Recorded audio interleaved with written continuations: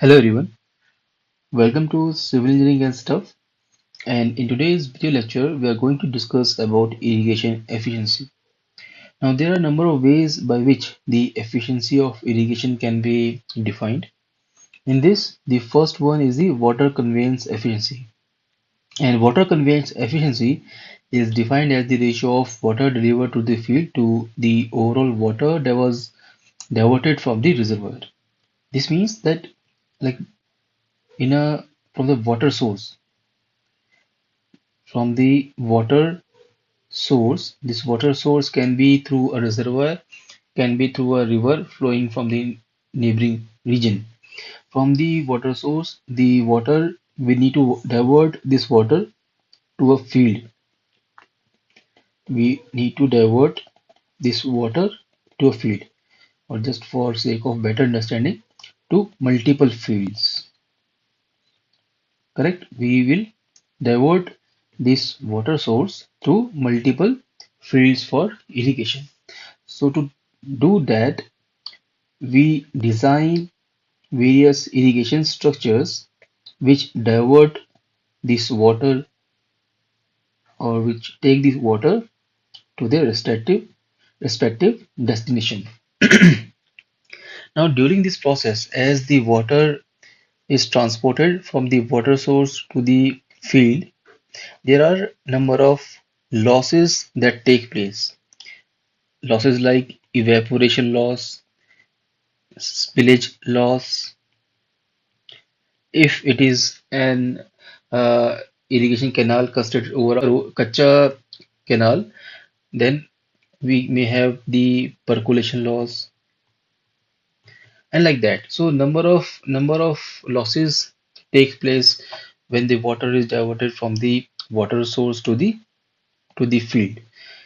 So the overall quantity of water that was diverted from the reservoir, and from this overall quantity of water there are number of losses that are taking place, and the actual quantity of water that is delivered to the field will be the overall quantity minus the losses, and this is quantified through water conveyance efficiency, which is the total quantity of water diverted from the reservoir to the actual quantity of water that is delivered to the field. So this is defined through water conveyance efficiency. Next, we have the water application efficiency, and it is defined as the ratio between the water stored in the root zone to water delivered to the field. Now, taking the previous example, now the water has reached the field.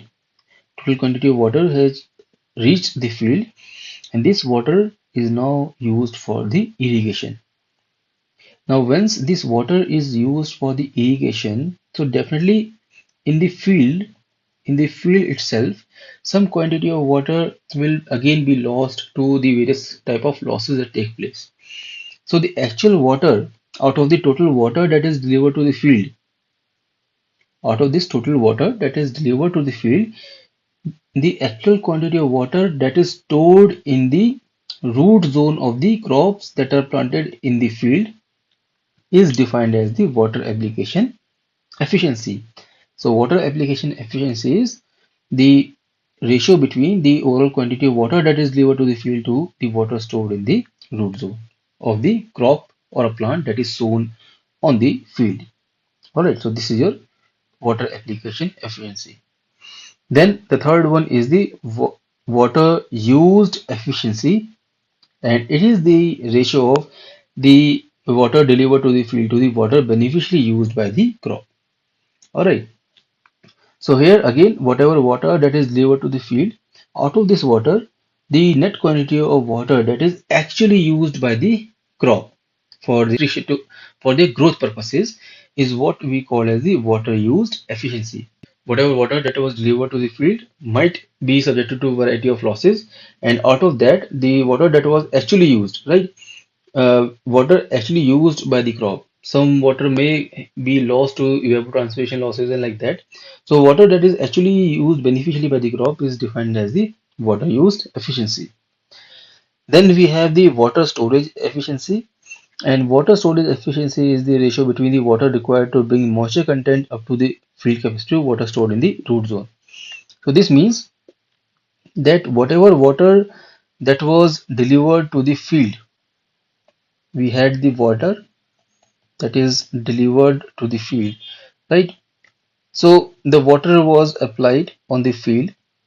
We have discussed about the term field capacity in the previous lecture. So if you want to know about the term field capacity in detail, you can refer that lecture. Now, once the water is used for the irrigation purpose, this quantity of water will be absorbed by soil, right? This water or this moisture will be used by the soil to reach to a field capacity level. Out of all the water, the quantity of water that was used to bring the moisture level of the soil from the hygroscopic to back to the field capacity, that is the quantity of moisture required to bring moisture content back to field capacity to the water stored in the root zone, right? To the water stored in the root zone of the crop, to the water stored in the root zone of the crop, right? The total quantity of moisture that is stored in the root zone of the crop. This is what we call as the water storage efficiency. Then the last way in which we define the irrigation efficiency is the water distribution efficiency. And water distribution efficiency is the extent to which water is uniformly distributed throughout the field area. And this is defined as 1 minus y by d, where y is the average numerical deviation in the depth of water stored from the average depth stored during irrigation, and d is the average depth. Alright, so let me explain what does this water distribution efficiency is. So the irrigation field, it can be on a uniform plane, it can be on a uneven topography, it can be on a slopy ground. And when on these plane, the water is applied for irrigation purposes and depending upon the type of irrigation that we are using. All right. So the in case of irregular topography, where the land which is near to the point of water discharge might get higher quantity of water compared to the later part of the land or the further part of the land. Likewise, on a slopy ground, the water, the amount of water that is collected at the far end might be higher. The depth of water that is because the water will move under the influence of gravity. So likely higher quantity of water will be stored here in this case, in the case of slopy ground. So definitely this part of the soil will absorb higher amount of moisture compared to the moisture stored in the earlier part of the land. Likewise, the depth of moisture that will be stored will be higher compared to the later part of the land, right? So depending upon the topography of the land area that is used for the irrigation, it may happen that water is not evenly distributed throughout the surface of the land.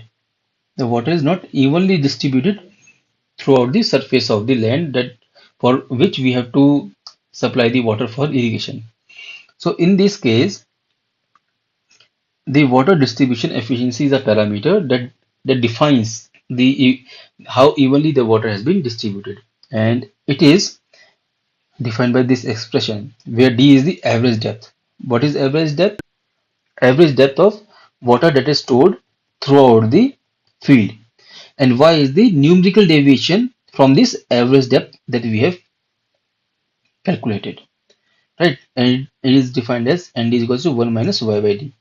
So let us do a numerical on this for a better understanding. Okay, so let's say we have a question that the depth of penetration along the length of a border strip at a point 30 meters apart were investigated or proved. The observed values were 2, 1.9, 1.8, 1.6 and 1.5 meter, and we have to compute the water distribution efficiency. Alright, so basically here the question is saying that along the length we have to find out the water distribution efficiency and the depth of penetration along the length of field. So we had a field whose along the length the water of the depth of water stored was found to be of different values, right? These were the different values of water that was stored or observed during an investigation. All right. So just for the sake of understanding or like for easiness, I'll just write down the water distribution efficiency formula, which is equals to 1 minus y by d, where d is the average depth and average depth of what? Average depth of water stored during irrigation. This is defined as d, and your term y was defined as the average. Y is defined as the average numerical deviation in the depth, average numerical deviation in the depth of water stored from from average depth stored during irrigation. Don't get confused, we'll discuss in detail, right? And after once we are done with the discussion, this term will be absolutely clear to you. So this is the formula for water distribution efficiency. All right. So first of all, let's see D. D is defined as average depth of water stored during irrigation. What is the different depth that are stored during irrigation?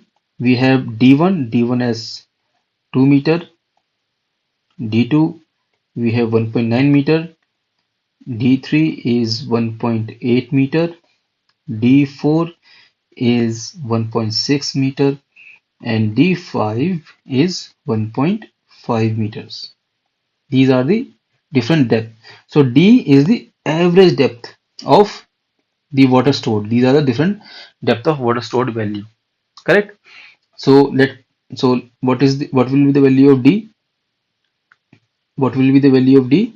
D will be average of all these. D will be D1, D2, D3, D4, D5, and since we have 5 rooms, so divide by 5. Correct? So we have 2 plus 1.9 plus 1.8 plus 1.6 plus 1.5 divided by 5. All right. So this will be how much on solving it? It will come out to be 1.76 meter. It will come out to be 1.76 meter. All right. So this D term we have found. Now let us discuss about this Y term. Now Y is the average numerical deviation in the depth of water. Average of the numerical deviation in the depth of water from the average depth of water stored during irrigation. So this average depth of water stored during irrigation, this term is nothing but D, right? Which we have found. So D we have found average numerical deviation in the depth of water stored. Now we have to find out the numerical deviation from the average depth of water stored. Average depth of water stored is 1.76 meters, right? So the deviation from this value will be, so the value of D is 1.76, correct? So the deviation will be, so y1 will be 2 minus 1.76, because we have to find out the deviation in the depth from what? From the average depth of water stored. So y1 will be 2 minus 1.6, y2 will be 1.9 minus 1.76, y3 will be 1.8 minus 1.76, y4 will be 1.6 minus 1.76, y5 will be 1.5 minus 1.76. Correct. So let's put them in mod. So all the values will be positive. Alright. So 2 minus 1.76 will be 0.24. 1.9 minus 1.76 will be 0.14. Keep solving as we move along. Okay, so that if there is any error in the calculation, do let me know. Okay, in the comment section. This will be 0.26. Since though the value should be negative, but since we have kept in mod, so it will be positive. So we have found out the deviation. So y is the average numerical deviation. We have found out the individual deviation. We have found out the individual deviation. So now we'll find out the average numerical deviation, that is y. Average numerical deviation will be 0.24, 0.14, 0.04, 0.16, 0.26 divided by 5. So through this, it will be 0.84 divided by 5. So this will be 0.168 meter. All right, just again let's look at the what the term y indicates. Y is the y is the average numerical deviation. Average numerical deviation in the depth of water stored from the average depth of water stored during irrigation. Average depth of water stored during irrigation is d, and we have found out the d. Average numerical deviation in the depth of water stored. So numerical deviation, these are the numerical deviations, and we have to take the average value of that. So that will be y, right? So now what we have to do, we have to just put the values. So this will be 1 minus 0.168 divided by 1.76. All right, into 100. Okay, so solving it, the value will be 90.5%. The water distribution efficiency is 90.5%. All right, so this is how the water distribution efficiency is found. Correct?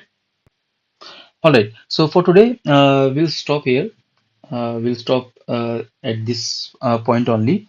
In the next video lecture, we are going to solve a numerical example where all the irrigation efficiencies will be solved, right? We have a question which is asking us to solve all different type of efficiency, like water conveyance efficiency, water application efficiency, water storage, and water distribution efficiencies, right? So this question, for this question, since it's a very lengthy question and the video will become too long to watch, right? So I'll solve this question in a fresh video lecture which I'll upload in the next session. Okay, though try it yourself, and in the next video lecture we'll gonna solve this numerical.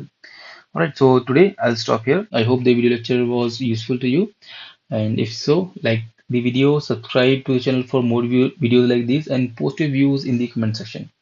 Thank you for watching. Have a nice day.